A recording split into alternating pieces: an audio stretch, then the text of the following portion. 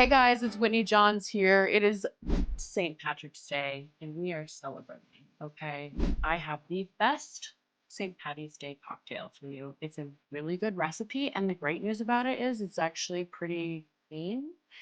It's kind of good for you, and there's really good ingredients in there that are actually replenishing you as you booze it up, right? What's not to love about that? So it is a Irish whiskey lemon apple cider vinegar fizz, a little mouthful, but it is a really delicious cocktail.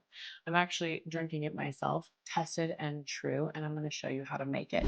So while we make this cocktail, I had you guys submit your best dating and relationship questions to me. So let's discuss, because you might not only have the best cocktail on St. Patrick's Day to celebrate, but you also might just get lucky with this advice. Okay. What's our first question? Does playing hard to get actually work or is it outdated? Instead of thinking about it as playing hard to get and playing games, it's better to just be upfront about who you are, what your boundaries are, what your deal breakers are. At the end of the day, you have to also decide, what are you valuing? Are you just trying to get laid, have a one night stand, or are you actually trying to find a fulfilling relationship? That's up to you. But the other thing is, you don't want to chase, you want to attract, right? There's an energy that comes when we're too thirsty. So there's a fine line and a balance between chasing and attracting somebody your way. That first ingredient, as you saw, was Irish whiskey. It is about 1.5 ounces per serving. I did maybe a little because with St. Patrick's Day. Damn, this is good. You guys are gonna love it. Okay, next ingredient was gonna be 1 ounce of lemon juice. I have fresh squeezed because nothing but the best, right? Highly recommend. And let's go with the next question. I always seem to get ghosted. Why does this keep happening to me? I feel like I'm doing something wrong. Okay, so the ghosting thing. First, let me just say that oftentimes rejection is just an opportunity for redirection. It's probably saving you from something that's not going to work out anyways or be compatible with you anyways. Now, that being said, you need to learn about attachment styles. There's different attachment styles. Every human has one, okay? It is either avoidant or you are an anxiously attached person. In a nutshell, you can read a lot about this, but if you're an anxiously attached person, sometimes that causes you to kind of cling on to it, get worried about it, constantly obsess about, what are they thinking? How do I make them happy? How can I please them? Do they still love me? Do I need to be worried about my safety here? That is an anxiously attached person. Avoidant is an individual who, once the intimacy becomes too much, you're sort of like repelled, you put distance between you kind of like to go the other way, you like to kind of internalize or basically hide from your partner because the intimacy is too much and you're trying to avoid getting too close to a person, which often comes from a place of being hurt or it's their own defense mechanism, which can lead to ghosting, especially if you are an anxiously attached person and you're attracted to that avoidant style. They might ghost you or they might avoid you. The biggest thing is here, don't take it personally if that happens. You need to just know this is a redirection. There's a better match for you. You don't need to be playing that merry-go-round game. Why? And when you get ghosted, focus on yourself. Focus on improving yourself, self love, pouring into yourself, because obviously that person isn't going to do it. The more whole you can become as a person, the less you're going to find yourself getting ghosted, and the more attractive you become to the opposite sex. All right. Next ingredient, we have apple cider vinegar. We're going to do 1/2 ounce of apple cider vinegar. I know this sounds weird to put apple cider vinegar in an actual cocktail, but just trust me, you're going to love it.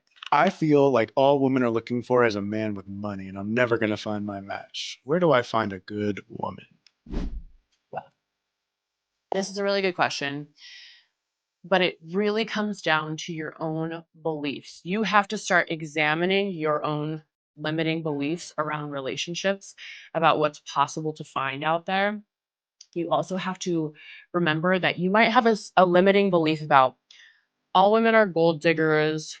There's no good women out there. Everybody's going to screw me over. Nobody really loves me. Anyone that loves me leaves me.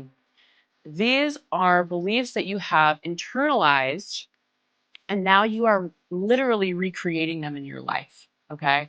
Now you are seeking them out until you heal those limiting beliefs and you heal those wounds around that belief. You're going to keep attracting women like that. You're going to keep attracting people into your life that it's not fulfilling. It's not real love. It's not good for you. But you have to work on yourself. The only thing that you can control is healing those wounds and basically changing your mind about what is possible. Instead of having blinders on, only finding women that are fitting this one prototype that you continue to bring into your life. Instead, change it to, actually, I know good women exist. I've seen it. I'm going to seek out evidence of it in the real world. I'm going to start believing that that's possible for me.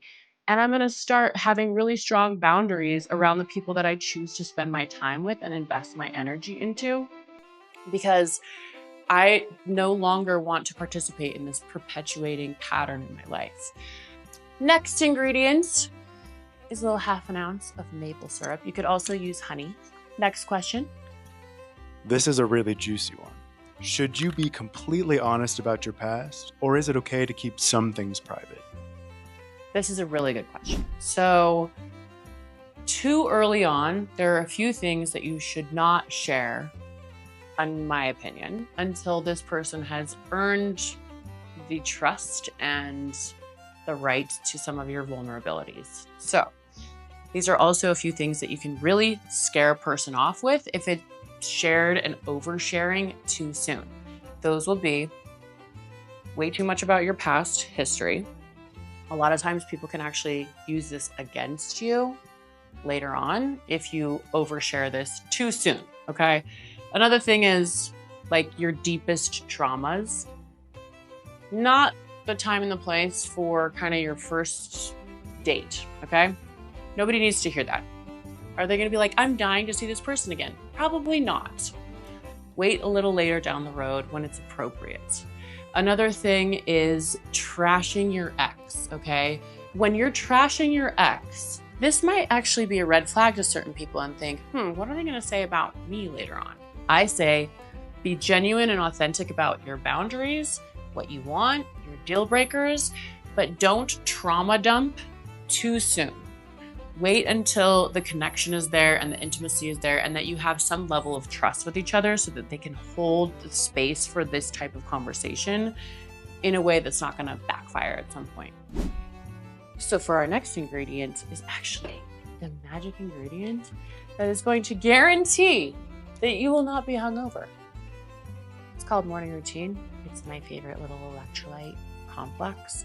It has trace minerals, it has sea salt, it has electrolytes, and it has apple cider vinegar. How handy that it just goes along with the flavor panel for this entire cocktail.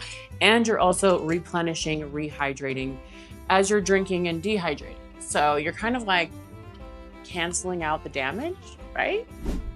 Next question.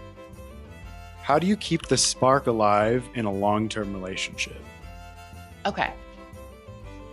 So I have been in a relationship for 4.5 years, almost 5 years now. And I think that you really have to prioritize spending time together alone. Date nights are very important. You also have to understand that your partner has needs that are going to be different from yours. The masculine and the feminine are very different, and they need and require different things to feel fulfilled in a relationship. So you have to kind of keep that in mind and help nurture those needs and help nurture that polarity, which is going to keep your attraction super strong. It's also a really good idea to make your intimate time fun, okay? Make your sex life a blast. Try different things, experiment, learn what each other's boundaries are, and go there with each other. Actually make time to explore each other's fantasies, desires, emotional needs. You really have to be considering the other person, though, at all times. That's what it really boils down to. But give into that relationship, pour into the relationship, consider the other person, and try to fulfill their needs the best that you can. Okay, so we're almost done with cocktail. We're putting the finishing touches on. We're gonna put the finishing touches on your questions. You guys had some really good questions, and I think we should keep them coming. We might do some more segments just like this because I'm having a good time. Are you? You're gonna add some mint. Okay, final question, and then we'll take more for future segments. Should you ever slide into someone's DMs for a first move? Is it okay to shoot your shot via Instagram? You know, funny story. That's actually how I got this ring on my finger. By coincidence, we met via Instagram. He slid into my DMs. It was actually on accident, which I didn't believe at first, and then it actually was verified because he's terrible with technology. And I ended up responding to him. We were long distance for a while. It was like the most random happenstance thing. We would have never met otherwise. And look how it turned out. So, you know what? Shoot your shot. I say, do it. You might get lucky. All right, guys, thank you for submitting your questions. I had a blast. I hope you try the cocktail. I hope you love it. I'll know you're gonna love it. And I hope you get lucky.